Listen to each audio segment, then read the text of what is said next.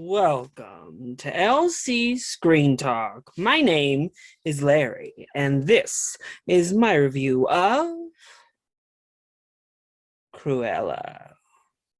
Cruella is a 2021 fantasy drama directed by David Gillespie that follows the origin story of our famed Disney villain, Cruella de Vil, as she becomes a young upstart in the fashion industry. But when her boss turns out to have some wicked secrets, Cruella decides it's time to bring out the fangs.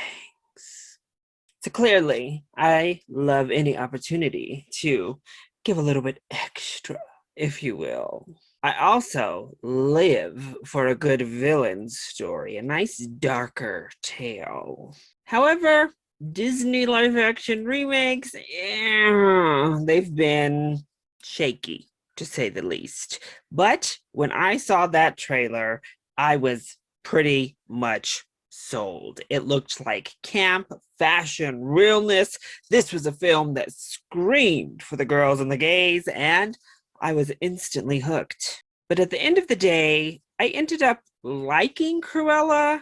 I just wanted to love Cruella. And unfortunately, I left not loving it. So let's go ahead and talk about the positives first. Well, darling, the biggest positive is clearly the fashion, which is amazing from head to toe, from start to finish. All of these looks are amazing. Everything that's created, that everything that Cruella or the Baroness wears is simply exquisite. All of the side characters at these galas and these balls, oh, the costumes are amazing. And this film is heavily focused on the fashion world, the fashion looks, the fashion attitude, all of it. And I think it really excels when it hits that stride. I also think that Emma Stone and Emma Thompson are amazing in this film. They obviously play our two leads. Emma Stone does such a great job of taking us to that snarky land, but also finding ways to make us believe some contrite dialogue and situations. She delivers on the emotional aspects the script requires of her. And then we have Emma Thompson, who is amazing, just so deliciously witchy in this film. And I loved it. And when those two got to face off with each other, the film was fire. Whenever they were in their element, after Cruella proper is introduced, the film really takes off and finds its footing compared to, I'd say, almost the entire first half of the film. But the visual style and flair is fantastic. I do think Craig Gillespie is a good director who has a strong visual eye, and it's on full display here. All of the visual effects look really strong. And when the film is finding that campy, over the top dramaticism, it's wonderful. It's so much fun to watch. I also really enjoyed the music. I know that the music and the needle drops are quite controversial and divisive. I had a lot of fun. I thought they added flavor, and it really added to the punk aspect of this film, which isn't only an aesthetic that Cruella de Vil obviously gives off, black and white, the hair, the heavy eyeliner, the whole deal. But it really is embodied in the message behind Cruella and who she is in this rendition. And I did enjoy that aspect to it, and finding yourself and having that unique rebellious voice. So what didn't work so well when it came to Cruella? Well, the biggest problem is, once again, if Disney's not going to commit to these villains, then I would prefer they just stopped making these villain origin stories. Much like Maleficent, Cruella goes down a sanitized path, goes down this anti-hero style.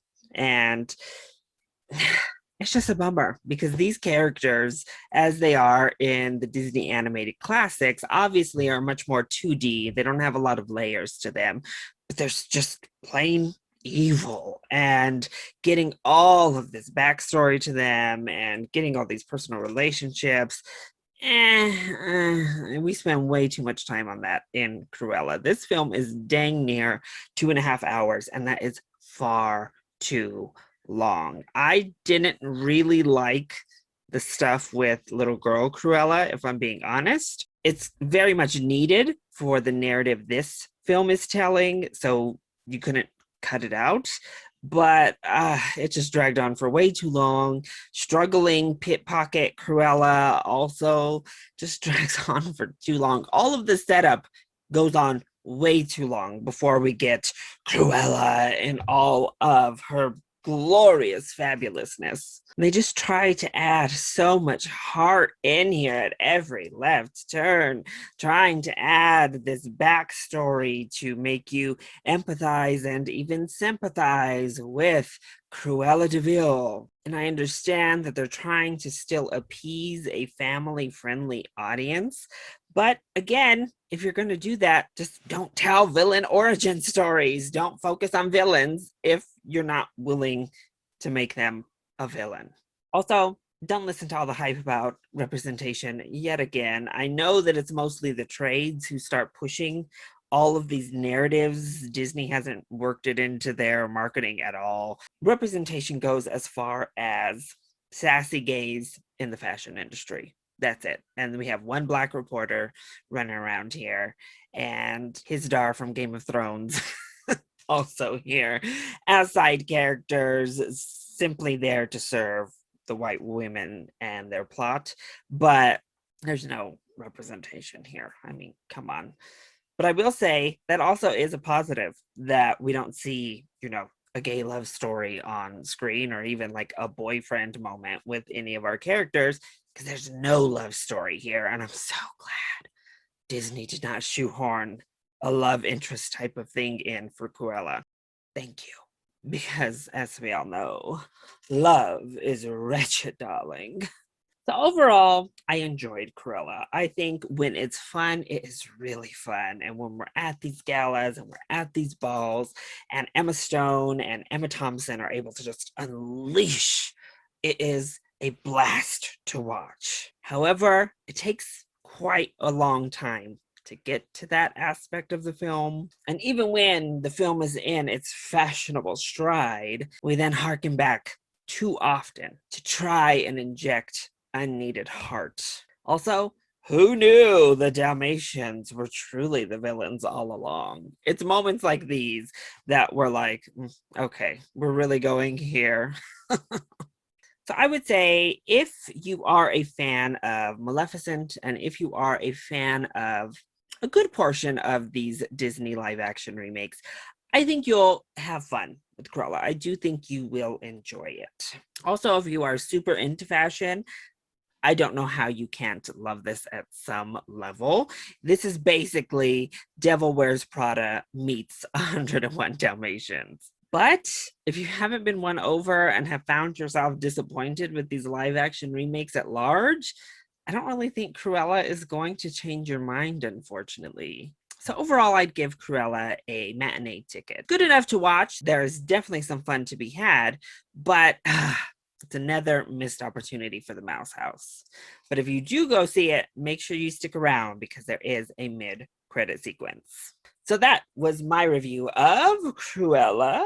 I hope you enjoyed it. If you did, go ahead, click like down below and subscribe to the channel so you are always up to date on my latest videos. Also, join in on the discussion. Are you excited to see Cruella or have you already seen it? If you have, let me know your thoughts either in the comment section down below or you can hit me up on Twitter. I love you all so much for your continued support. Thank you for watching and we'll see you next time. Bye.